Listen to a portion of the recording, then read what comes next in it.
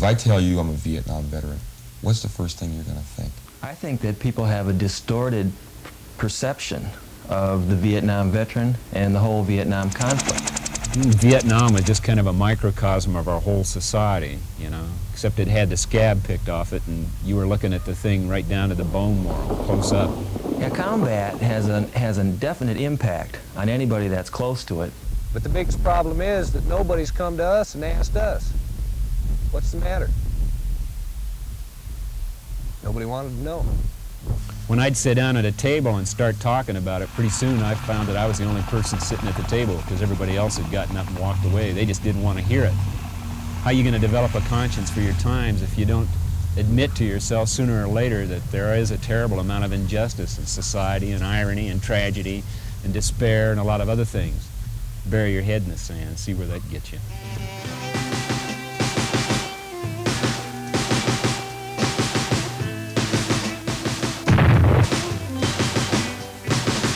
Yeah, we went in for an infinite number of reasons. The draft was there hanging over everybody's head. And myself, I volunteered to be drafted. I didn't feel like staying at school at the time. And I guess I was looking for a little adventure. I graduated from high school in 1969. November of that year, I believe it was when the first draft lottery came out. Number 91, and I knew I was got. I was flunking out of college, not going to school, playing music. I knew that if I quit school, I would be drafted, and I decided to get the best deal I could for myself and ended up being accepted into the Marine Aviation Cadet Flying Program. I got drafted in the Army in 1968. I did all my basic training and my advanced individualistic training at Fort Lewis, Washington that fall. My older brother, who had been in the service earlier in the 60s, I suggested that the Army would help me out, so I went ahead and joined the Army. Sometimes I want to smack him for it.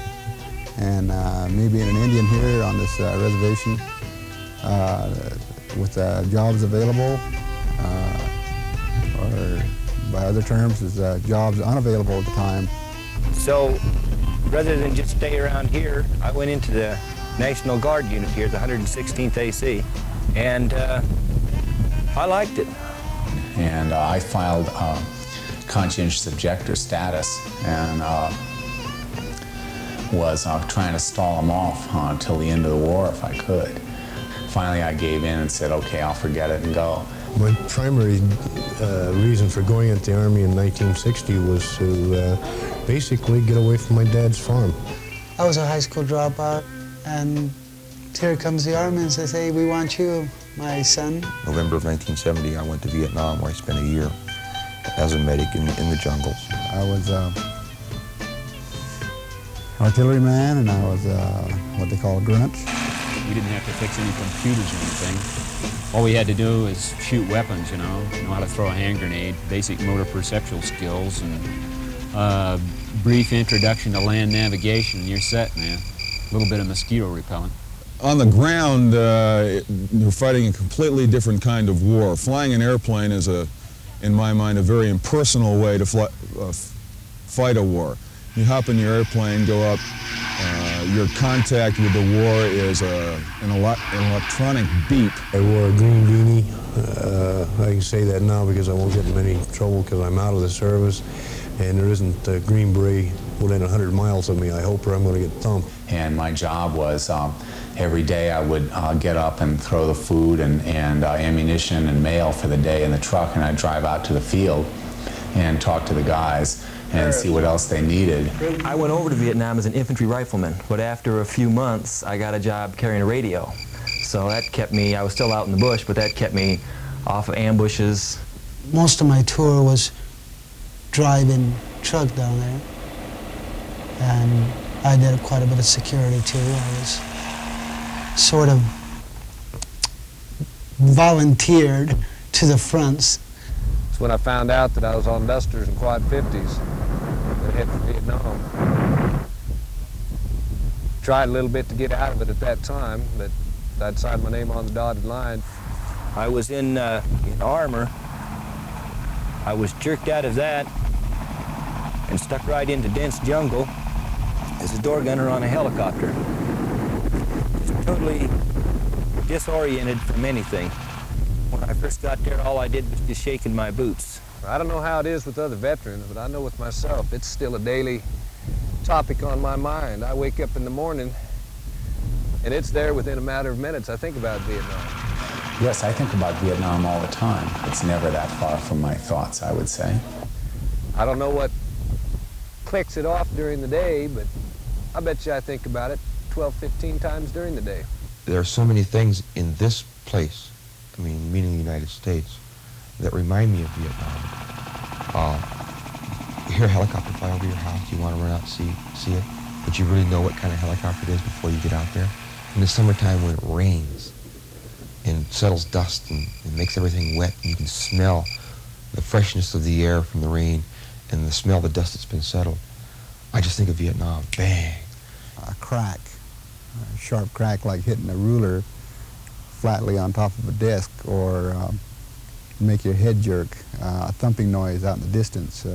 That's artillery's going off. Loud noises immediately draws my attention, but not as fast as a soft or a near silent approach to me from behind.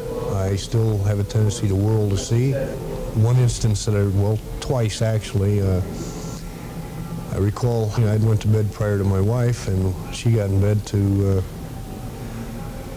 well, when she got in bed, she reached across me and pulled the sheet up over me, and when she did, the forearm brushed across my ribs. Well, instinctively, it's just a conditioned reaction at the time, I whirled over, caught her in the forehead with one hand and was going for a throat with the other, and took 4 ribs out in the process. For me, that type of instance or situations only lasted a short period of time. I would say approximately 8-9 months before I got my proverbial head together to say.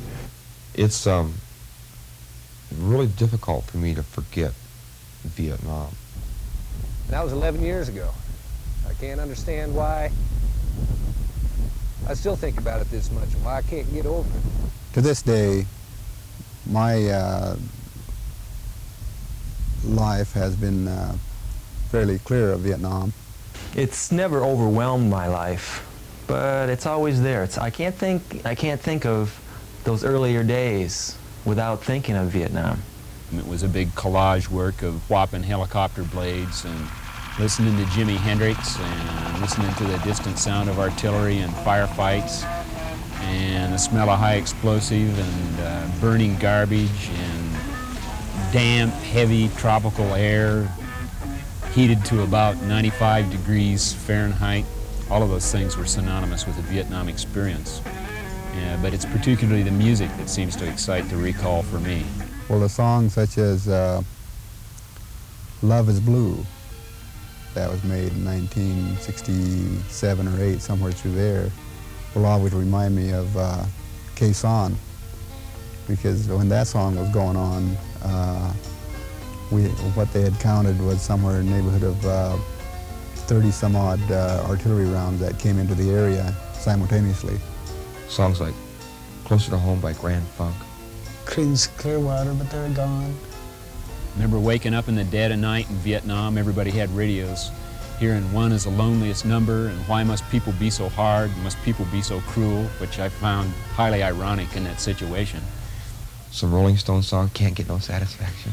We used to sing that by the hour in the O Club at Chulai on the beach. Or The Fifth Dimension, singing Stone Soul Picnic always makes me think of Vietnam. Songs like that just always make me stop and think. A lot of times I smile, because usually when I was listening to the music, those were the good memories of Vietnam. It actually brings back relatively pleasant thoughts about the camaraderie that I experienced during Vietnam. You get to be very close to some individuals when you're in a life or death situation. It was a little more so for me because I was a medic. And when you're a medic in the bush in Vietnam, you're more than just a medic. First of all, you're the only medical person they got. So that means that you're the doctor, you're the psychiatrist, you're the preacher, and you're the marriage counselor. It's a family affair. It's One would get a care package from home. Everybody got the same care package. I mean, it was shared. When I was in Germany, I became a loan shark. If I wanted to go out partying and he didn't have the money, it cost him dearly. When I went to Vietnam, I figured I'd really be able to make out over there. I'd charge 200 or 300% because maybe the other guy wouldn't come back to pay me the money that he borrowed. Within a few weeks' time, I had acquired the same attitude as the other guys that was there. A guy come up and asked me if he could borrow 50 bucks and he'd pay me back for payday. I'd give him the 50, and if I had another 25, I'd ask him if he needed 75 instead. And as for paying it back for payday, if you got it, you got it. If you don't, you don't. Didn't matter, because I may not be there come payday. But I have people now that I haven't seen in 11 years. And if I were a businessman again and wearing my three-piece suit and my partner tattoo, who was a die-hard stone biker before he went to Vietnam, and 10 to 1 is still to this day. And if I was walking down with my most important customer in the world, downtown Chicago, and I saw him across the street, I'd yell his name, I'd cry, we'd hug in the middle of the street and swear. And to hell with anybody that didn't like it. God, the love that I have for some of them people is amazing. As far as making friendships after Vietnam, I haven't really made any super close relations. For my own self, I don't really want to get that close to people again. I tend to find in my personal one-to-one relationships with people that I'm very defensive. I've got a barrier that I've created and built. It takes a long time for a person to reach into me. I don't allow them to. So I believe in circles of friends. I believe in a little circle and a larger circle and a larger circle and a larger circle. In this little tiny circle, not very many people ever get in there.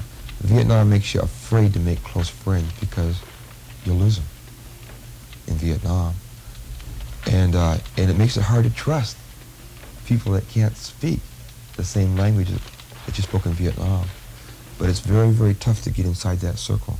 If you get inside that circle with me, and probably with a lot of my brothers, that you've accomplished something, because you got to be somebody special, because they just won't let you there. My ability to form relationships was terrible when I got back. I think it was better when I went. I think I may be getting someplace. I've been through a divorce. I had a marriage that I really wanted to have succeed that didn't succeed, and it failed.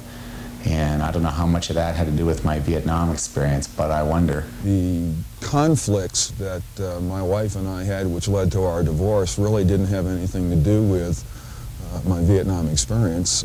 I do feel, however, that the Vietnam experience, because of the high emotional state that one found oneself in occasionally in Vietnam, made some Vietnam veterans, and maybe myself occasionally, say to oneself, look, I don't have to put up with this. Vietnam sat square in the middle of my marriage. It's something that seems to fade in and out of my brain. Sometimes I can set it aside, but sooner or later it always comes back and slaps me in the face. One statement that always bummed me out, my wife made when we were first together, was she goes, I can never see you as having maybe killed somebody. You just don't strike me as that kind of a person. You're too nice. And I'd shake my head because she wouldn't understand. And she'd say, you never talked to me about Vietnam. So I tried talking to her about it one time, her and a friend of hers. And they got grossed out over my story. And I could see right there that they lost interest and there was no more sense in continuing onward. She couldn't understand my mood emotions, why I'd get depressed on certain days of the year, why when I'd see certain things on television or hear a certain song, they'd bring back bad memories. Or they'd bring back things that I'd laugh about that she thought were just gross as hell. People have a hard time identifying with the way you see things, you know. They're still steeped in their old way of doing stuff, and you've been over there, you've been through the looking glass. I think that couples who were married before their Vietnam experience had the most difficult time because they get back together and they're both just different people. Things progressed so bad, I wound up getting divorced after 13 years of marriage. I've been to the point where I was ready to commit suicide. Didn't have any friends.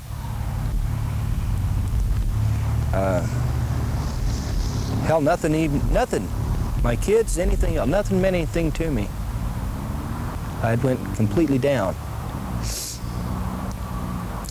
Fortunately for me, I had kids. I was standing on a pier on a river ready to jump in and kill myself and just get rid of it. But I got to thinking about my kids. And I thought, what the hell would my kids have to go through after me doing that kind of a thing? And so I turned around and I started backing off that pier and slept on the damn ice on the pier and fell in the river. But it's something similar to a computer. We was put over there without any programming to prepare us for it. And we had to evaluate and decide what would keep us alive and what wouldn't. We had to go with the things that kept us alive. They brought us back here. They turned us loose. They didn't reprogram us. We're still carrying the same knowledge that we picked up there to survive, but we're living in a totally different situation. And so using the terminology from computers, you put garbage in, you get garbage out. There's a lot of things that I learned that I use every day in my life. Yet there are so many things that they taught me that I consider a detriment to my life that it's tough really sometimes to decipher one from the other. They say they teach you responsibility, but that's not really true. They beat into you so much to follow without asking. There really isn't any responsibility at all. The military took 100% care of you. They gave you the clothes you wore, the food you ate, the cigarettes you smoked, absolutely everything. I got jacked around quite a bit, you know, when I was in the service, and that's what caused me to start changing jobs like I did. I didn't know that until a psychiatrist told me that, but that's why I started going from job to job, because Sam bounced me around from job to job. When I got out of Vietnam, I came back to Pocatello, got a job here, 3 or 4 jobs. I couldn't last any more than 5 or 6 months at a job. I would guess I've had at least 20 different jobs. I don't know why. If I knew why, I could probably solve the problem. It's really tough to be responsible. Responsibility is such a scary word at times. I used to go to these group therapy sessions in Portland at a Vietnam Veterans Center, which really helped me understand, though it didn't solve my problem, at least made me realize where the problem came from. He told me that my fear of responsibility is because I was given so much responsibility in Vietnam that I just could not handle it. And I became very frustrated because people would die and it was my job to keep them alive. And to this day, it seems that whenever I start to become successful at what I'm doing, for some reason, I want to run away from it. So far, I don't think that Vietnam has hindered my ability to get by in the world, but it definitely can for some people. People might take a sympathetic stance because you're a Vietnam veteran, but more often as not, they just tend to look at you as some kind of crackpot, a problem, something to get rid of, and that certainly isn't to your benefit. If you don't have a Vietnam veteran in your family, then the only thing you know about Vietnam veterans is what they show you on TV. Now, I've seen all kinds of shows about Vietnam veterans. Most of them are sitting in some damn tower sniping at people or robbing a bank. Or something that has to do with killing, or something that has to do with terrorist group or anything like that. They always make me either a hired killer, saw it on Y50 one time, yeah, he's a Vietnam veteran, expert with an M16 and various weapons, and he's just ruthless, doesn't care who he kills. They visualize the sensationalize, I should say, the veteran is coming back as having beaucoup problems,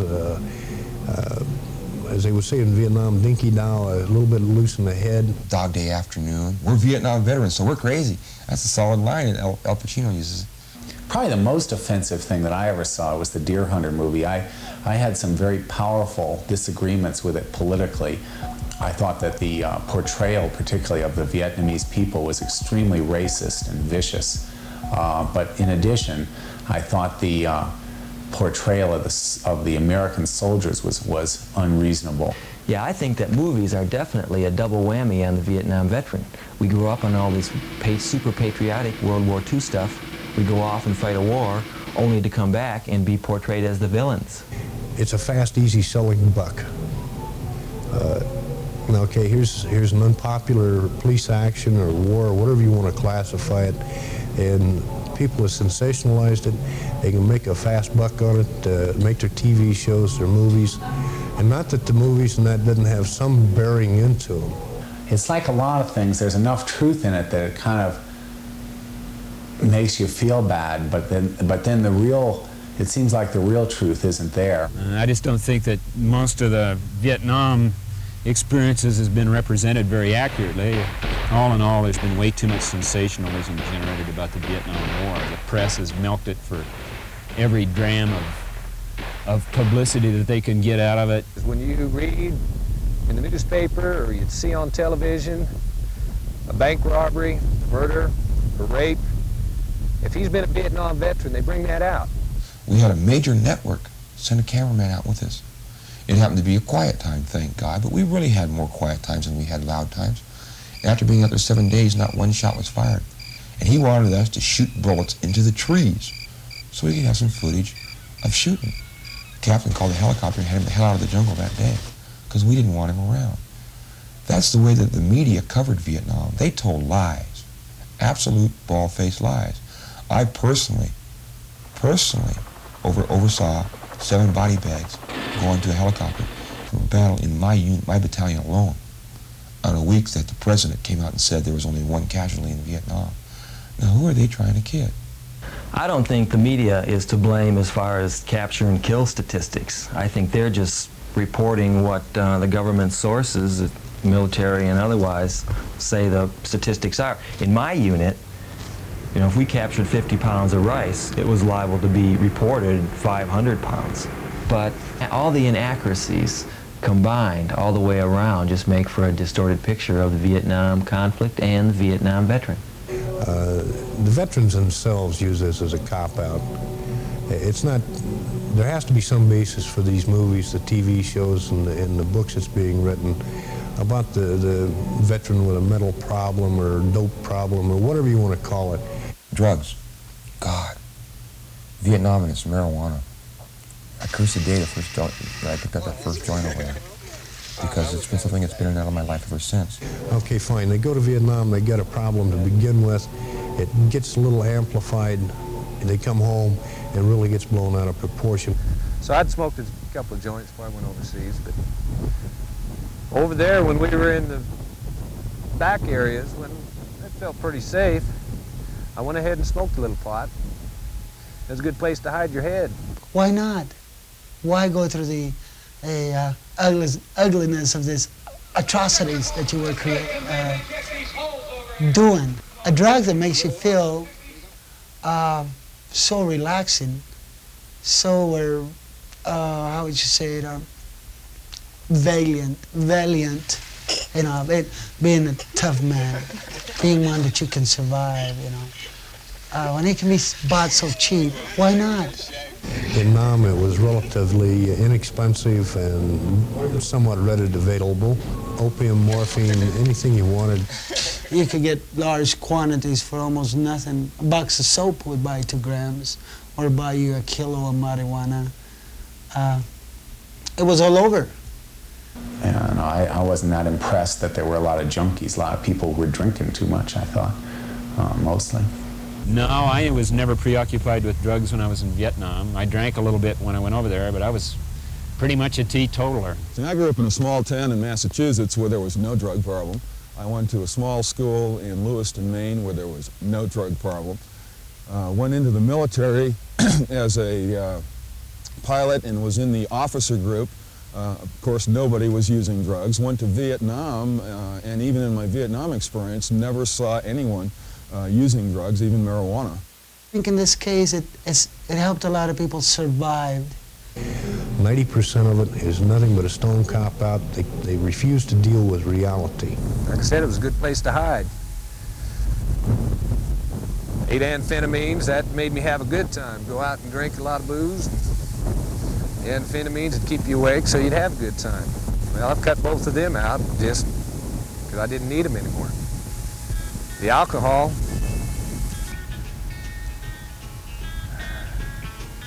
I still drink a little bit. Weekends mostly when I'm playing the music. I've got to say that the reason I probably did all these was because I was searching for myself, wondering what was going on. Not comfortable with myself. And drugs are an easy out.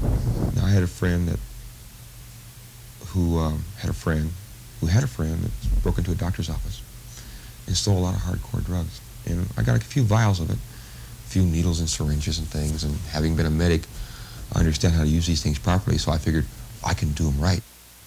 And I was sitting around drinking scotch at home, and I just got depressed.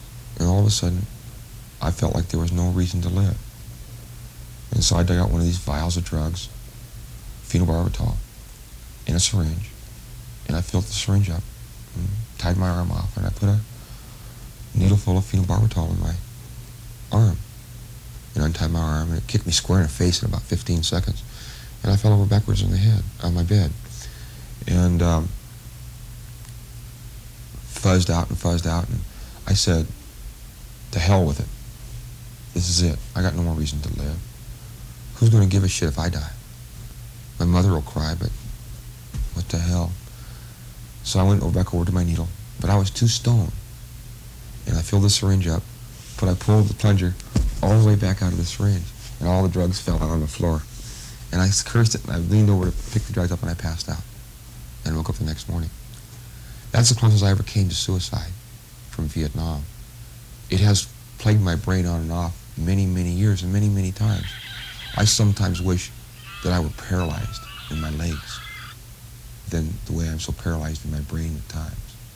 I don't know if it's really true that Vietnam veterans have more drinking and drug problems than other people. I don't know if I don't know that that is true. I wonder.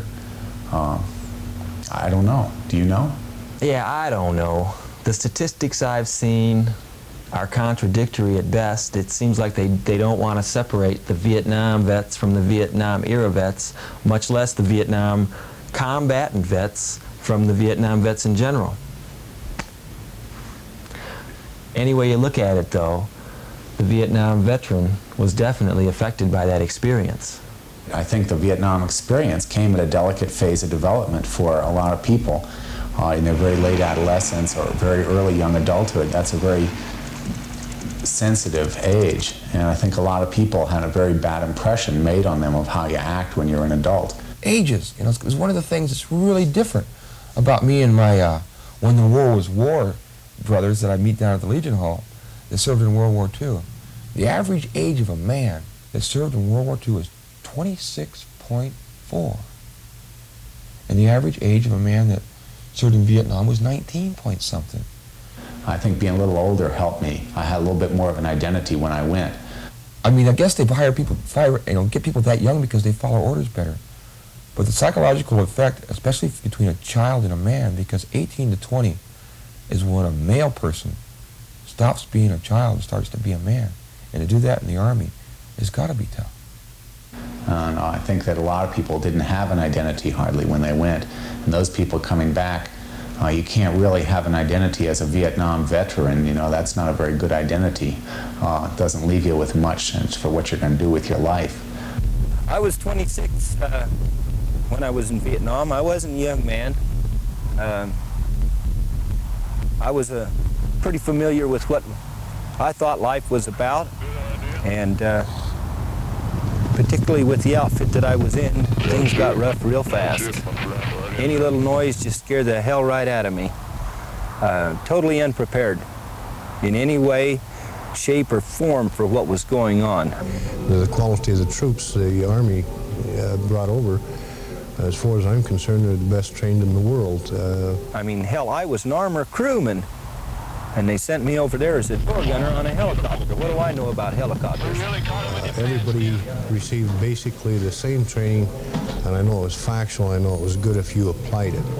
8 weeks of basic training, 8 weeks of AIT training, and then shipped over into the battle. And they don't know what's going on yet. And to have a 19-year-old sergeant like I was, sure, I had 6 more months of training, but I was still the psychological aspect of it. That was a stress situation that I shouldn't have been subjected to. The flight training program that I went through lasted approximately 2 years, and in that process, I was being trained to drop bombs as a pilot. And I tried to become very good at doing that. After flight training, I spent a year at Cherry Point, North Carolina, again reinforcing that being a military pilot and being very good at dropping bombs. So then when I went to Vietnam, I was doing my job as a military pilot, close air support, supporting the ground troops. So I think that some of the guys who have had problems with their Vietnam experience were young teenagers, 17, 18, 19-year-olds who were drafted, sent through boot camp, talking maybe 6 months military experience, and then thrown into Vietnam, going in not as a unit but as individuals, being snatched back out as individuals, and returned to the States with no fanfare. Part of the problem also deals with what I found on the ground was an intense level of emotions that you feel on the ground when you're being shot at, and that natural high because of that state of anxiety which existed was something that some of these young guys had never felt before. I think that combat is the biggest rush that there is. There's nothing that's as dramatic and powerful as combat. Everybody gets caught up in it. Everybody gets caught up in it. The thrill, the excitement. Within 2 or 3 weeks, we were addicted to it. We'd love to go out and pull in fire missions and get that gunpowder smoke rolling up around us. First 2 weeks, you just choked and gagged. Tears ran down your face. But after a little while, it got to be a high. Watching your helicopters go up in smoke, watching the building or the hooch that you slept in just totally destroyed. You know, you get a kick out of it in a weird sort of way, because you stop and you think, wow, man, I could have been in that sucker. That was, I think, very hard for me to come to that realization that there was a way in which I liked it. It's a horrible thing, too, because of people getting killed and what's really going on and my political disagreements with it. Yes, I feel extremely guilty at times. We did a lot of things that weren't right. There was no justice for that. We used to get orders to don't stop for anything that gets on your way. And driving those 10-ton trucks, well, if anything ever got in the way, there was no respect. I don't like the idea that I killed people. I don't know if I agree politically that you ought to kill people for political reasons. It certainly happens all the time, but I'm not sure that I agree that that's the right thing to do.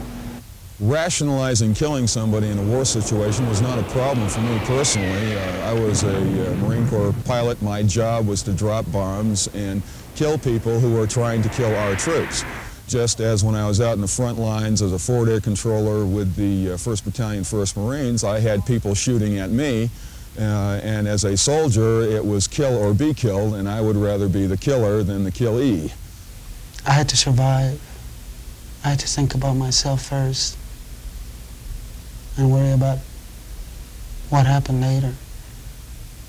In Vietnam, I was so close so many times and I saw so many people. I had experiences where I'd just standing talking to somebody and they'd get shot.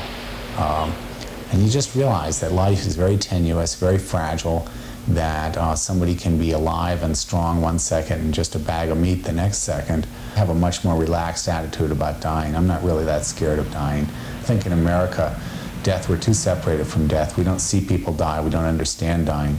You think about it, what do you think? You're going to be the first person who never died? In my generation of little boys and little girls, when we were young, 5 through 10 or 12, little girls played house and dolls, and little boys played cowboys and Indians and war. War was a favorite game of mine when I was a child. I had my little ka-ching Springfield. We had these woods behind this one house I lived in, and that was the biggest combat zone in the world. And I was great at making flying leaps over logs and something. To be a warrior was a great thing. To serve your country was something to be proud of. And I even carried that with me when I went into the service. So as a child, you know, John Wayne was my hero. That man could kill more Orientals in one short period of time than, you know, anybody else could do in 4 wars. And it was great. There's a lot of glory in war. You can do things you've never done before. You know, it's the man with the gun who survives, who can shoot straightest and quickest and fall down faster than somebody else. When you first go through your first combat situation and somebody or yourself has to kill somebody, inside only you know what goes on. But outside you laugh and joke about it. You really do. You look at a dead body and say, I did that. And they come in and pin a medal on you and they slap you on the back and tell you what a great American you've been. Oh boy, medals. I'm not so sure how many medals I got. I got 2.5 rows of ribbons, 9 air medals, several unit citations. Your National Defense Ribbon, of course we just call that a 90-day blunder ribbon. Got my Vietnam Campaign Medal and my Vietnam Service Ribbon. Altogether, I got 26 different medals. 13 of them is for air combat. But I received a few other medals. I received a Purple Heart for being wounded. I received a Bronze Star for valor and one for meritorious service. That's a joke. The only medal that means anything is the Purple Heart. The few that brought them home. Purple Heart, well, that and 36 cents now will enable me to get a cup of coffee anywhere in the United States. Decorations, you're proud to receive them, yes. But my CIB was, as far as I'm concerned, was the highest decoration that I got. Well, I didn't even bother to pick up my ribbons when I got my separation papers or my CIB. A CIB is a combat infantry badge. You get one of those for being shot at. A CMB is the same thing for a medic.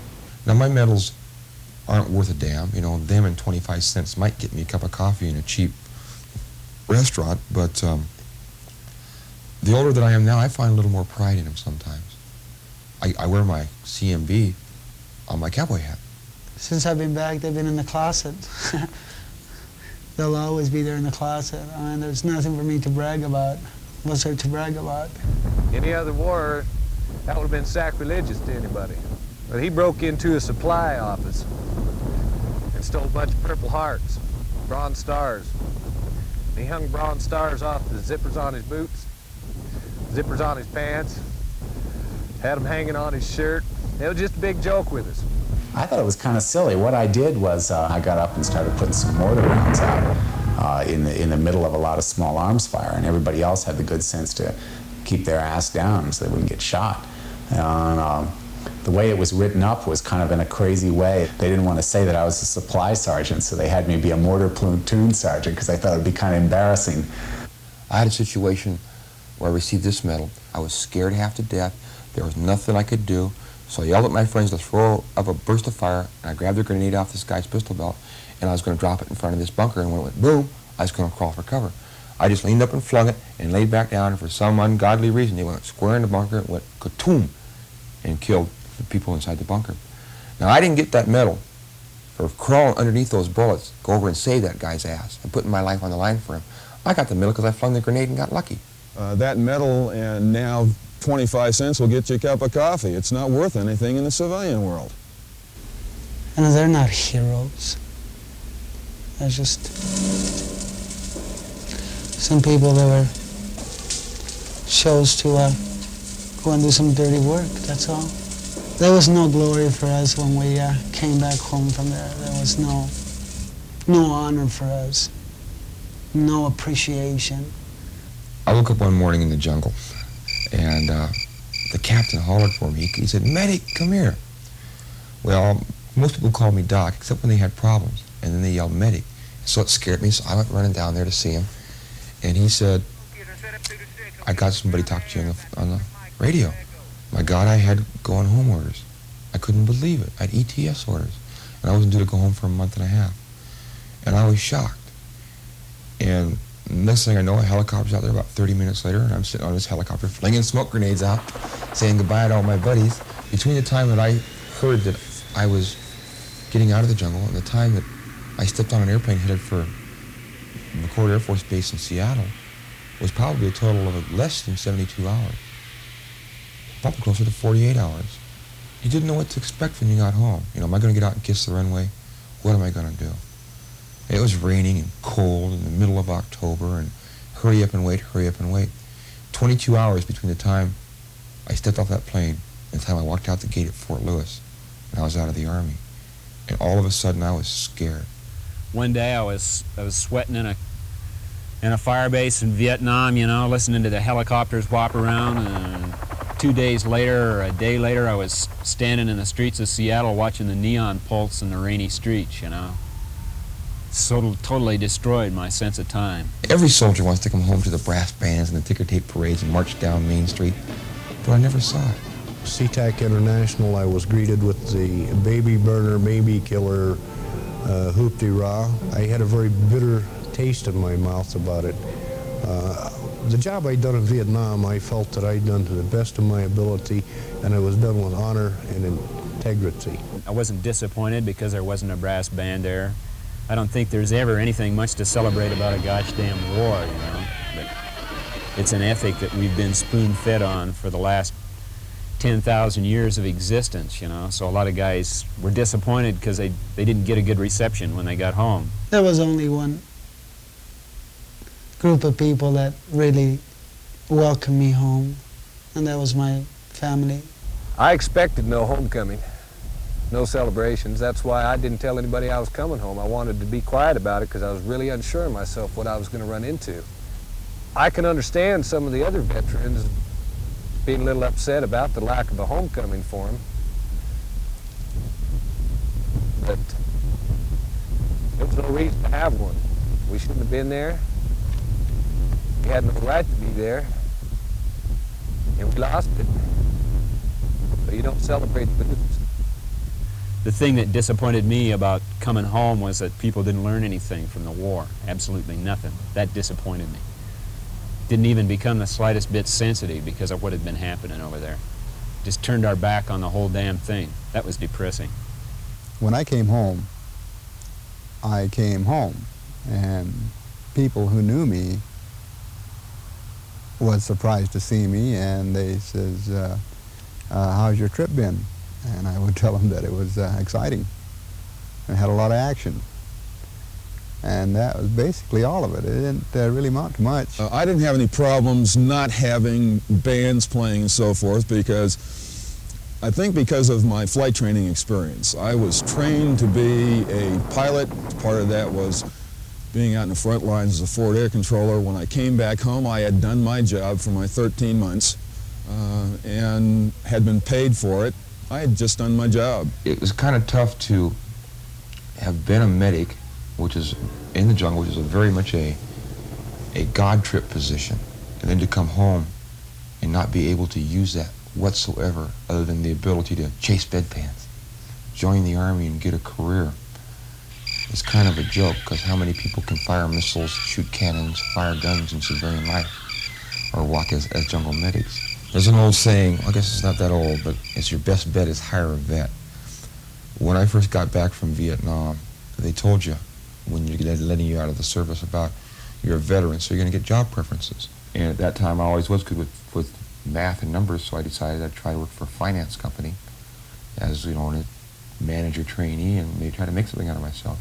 I had a nice suit and tie on. My hair was really short coming out of the Army, so I looked like your average middle-class businessman applicant. And the guy went over my application, looked at me, and he said that from past experience, they had had difficulties with Vietnam veterans. They found them untrustworthy, very unstable, and very difficult to work with. I guess I proved the man right. He got right back in my face. I got upset, and I literally climbed up and stood on top of his desk and yelled down at him, pointed at him, and asked him just who in the hell he was to make a decision like that. And I said, hey, do I look like a junkie to you? Do you think a junkie could go to MIT and get all A's and come up here for an interview? What do you think? And that must have worked because I got into that school. Actually, the veterans benefits all just worked out great. I was able to draw unemployment when I got back. My education, I was able to get really, at that time, really a helpful amount of money. I was there, I got shot at, I earned my veterans benefits, but I wound up getting jacked around to where I lost them too. All a man has to do is apply for them. If he qualifies, which the only way he couldn't is if he received a dishonorable discharge or one type like that. Veterans Administration said I'd made 2 changes from the college to the correspondence. I was a I was a trained appliance repairman. My benefits was up. I hassled them, I fought with them, and I fought with them, and I fought with them. I finally got it changed. I went to school for 2 months. I'd been out of the service for 10 years. My time was up. I was done. I had to drop out of school again. Where when I decided to get my PhD, I had 1 year's worth of benefits left. So again, the veterans benefits helped me out quite a bit. Yeah, I think those of us with the silver spoons in our mouths, you know, we had a little easier time with the VA. We'd been to school and we already knew how to use the system. People coming from other countries, the government pays for them to go to school. Our veterans get screwed out of their benefits. And then when they try to go through the same channels as other people, they're turned down. That week that 80,000 Vietnamese were brought into this country, maybe I'm wrong on my number, but Gerald Ford vetoed an increase on GI benefits. Now, where's the justice in that? You are something that is bad for them, and they'd just as soon sweep you underneath the carpet and forget about you. If you are in a frame of mind where everything is negative, whether that was brought on by Vietnam per se or not, then your outlook on life is negative, and therefore any benefits which might be given to you aren't enough. I think they've done pretty well. At first they were kind of parsimonious about what they gave you, but you know, as the Vietnam War became more and more the focus of a lot of controversy, they were forced to feed us more and more burnt offerings, you know, to try and buy us off. This seems like what they try. They just don't want to pay the Vietnam veteran any more attention than they absolutely have to. It outrages me to think that an experience, a war experience that lasted that long, was that expensive, should just be shunted off to the side or shoved under the carpet, so to speak, like trying to put a grizzly bear under the carpet in your front room, and everybody walks around the big bump pretending it's not there. Most Vietnam veterans, I suppose, they answer to the challenge and they readjust and reintegrate themselves back into society, and they get back into the beehive again. But I never have completely gotten back into it. I don't know why it is that some guys have problems and some guys just fall back into civilian life, no sweat. I guess it's just a combination of the experience they had coupled with their personality traits. It just got to the point where my sanity meant more to me than any amount of money I could earn in a job. And so I either had to knock the man out or get up and walk out of his office. And so I just said to hell with it and got up and walked out of his office. On the 16th of this month, that'll have been a year ago, and I have been unable to find a job since then. I've managed to get the assistance, or some assistance, to get myself into school so as I can make something of myself. I found out now that nobody can put me down and keep me down. I can always get up. I tried full-time music 6 nights a week, and between being in the bars 6 nights and the alcohol that's in there, I decided that wasn't a way of life that I wanted to live. And that's the bottom ladder of the stepping stone in entertainment, is your bars. So that's why I just decided to go ahead and work a 40-hour-a-week job, and then Friday and Saturday nights go out and get that 8 hours of music out of my system that I need to do. Being on the tribal council is it's demanding, and it has the same issues to address as any state or any government would. And I'm the one to say that it's not a very easy job. My decision to become an academic was one of practicality, giving me control over my life. I can basically live where I want to live, make relatively decent money, and have a lot of control over my life. I am a police officer. We had an incident here recently in the hotel, as a matter of fact, right where your camera is sitting right now. I had to put a man face down on the floor and handcuff him after I took a loaded revolver away from him. He attempted to shoot me 4 times. My initial reaction was, sure, blow this sucker away, he's got a gun on me.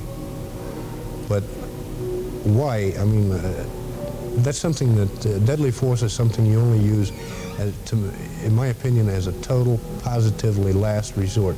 I had my fill of that kind of nonsense in Vietnam. Oh, I work for a company that manufactures surface mining equipment. Been an equipment operator, been a material handler. They're not very classy type jobs, although I've had quite a bit of education. Things just didn't work out, I guess. I've been very lucky in civilian life. As a cinema student, I was able to relate to my Vietnam experiences on film, and now as a public television producer-director, I'm doing this documentary that you're looking at right now, and it helps. Maybe something of the way my career has unfolded as a doctor might have to do with it too. I work as a government doctor on the Indian reservation at Fort Hall, and a lot of people wouldn't care for that kind of work. Well, we have a lot of patients, we work pretty hard, and I could make more money elsewhere. And I don't know whether it could be I'm working off some guilt that I have left over from Vietnam or something. It could be there. It could be there very easily. Now I'm working for the Union Pacific Railroad. I'm a yard master there, tower yard master, and what I mostly do is coordinate all traffic within the Pocatello terminal here. I think that the real reason we lost the war is because we never belonged there in the first place. That wasn't our war. That was two different states' wars. If we're going to do things like this, might as well just go in there and get the damn thing over with. Fight it as a war and try to get it done with so that the pain and the dying can stop. We were stuck over there to fight a war. We was never allowed to win. We could have, easy. Because we had the means available and the men and the equipment, and we had the heart to do it. I was on an antique. It got put in there because the stronger firepower that we had wasn't allowed to go in there. But every time when you're fired on, you have to call in and get permission to return fire on an enemy force. The real reason that we were there was not to fight an enemy. I don't think anybody really knows why we were in Vietnam. Stimulate the economy, an overreaction to communism. I don't believe, as one of our past presidents said, that we withdrew from Vietnam with honor. All of our troops that went to Vietnam as passengers and come home as cargo. That's honor. It was a disaster from the beginning to the end. Even the Viet Cong, lost. Everybody lost. Everybody lost. It just seems like the country's a disaster. You go to Cambodia, it's a graveyard. That was a beautiful, beautiful country when I was over there. It seems like the whole thing has just ended in disaster for everybody, not just for a lot of us. From the way they've done us, who's going to fight their next war for them? Because the kids nowadays are not stupid. Oh, yeah, well, it goes back to what I said before. People didn't learn very much from the Vietnam War. It's a kind of planned amnesia we seem to go through about every 10 years, you know. After all the flag waving and the armistice are signed, you know, we go through a period of re-entry where we completely forget about the last war we fought, completely sublimate it in our mind, and by that time we're out there waving our flags again and blowing our bugles and shooting our cannons, ready, eager, willing, and available to go back and fight it again. I'm still all-American. But the only time I'll go back again and not be a conscientious objector or take off for a country that'll let me in is if it's threatening our own borders. I'll be the one to carry the flag. On a declared war, not in a whatever you want to call it. It would really depend on the situation for me, but my family would be my main concern, not some nebulous word like patriotism. When you say patriotic, you know, I used to say that I wasn't patriotic and things like that, but when time came... Of course I would go back. And this is my country, this is my home. And whatever I can do to protect it and protect my family and friends and other people, I'll do it. There isn't a cause good enough for it in my soul. If they try to come get me, they got to come get my ass. And I'll take some of them with me before I go, because I will not go ever again to somebody else's land and fight their war. If my land is attacked by a foreign power, and it will be someday, I will not join the Army or go into any of the services. I'm going to the hills, and I'm fighting my own war. And I would defend my children and my immediate family, and as far as I'm concerned, the rest of it can go to hell. If a war comes, it's going to be an all-out nuclear holocaust, and we're not going to have to worry about it because we're not going to be here. I would say that the probability of my child seeing a war in her lifetime is pretty high if you look at the pattern of history. Technology and evolution haven't improved on things very much. It's like the head on a boil. That's how you get the poison out of your society. It's always there. In solution, you have a war, it comes to the surface. Well, philosophers argue amongst themselves constantly about reality, but there seems to be a hard baseline, a bottom line of what existence is. And for lack of a better word, I will say that whatever that is, the Vietnam veteran was pretty close to it all the time he was over there.